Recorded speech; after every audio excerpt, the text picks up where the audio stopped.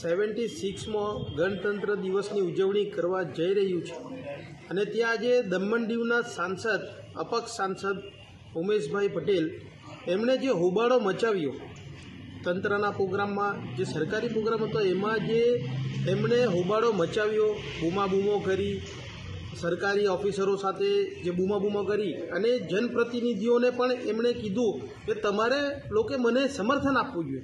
હવે ભાઈ આમાં સમર્થન એને આપવા જોઈએ જ્યારે જનતાએ ઓલરેડી એમને સમર્થન આપેલો છે.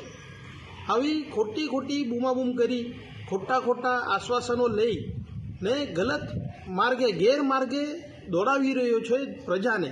આજે 8 મહિના થઈ ગયા. 8 મહિનામાં એ ભાઈથી એક સૂકો પાપડ પણ ભાંગી શક્યો નહીં.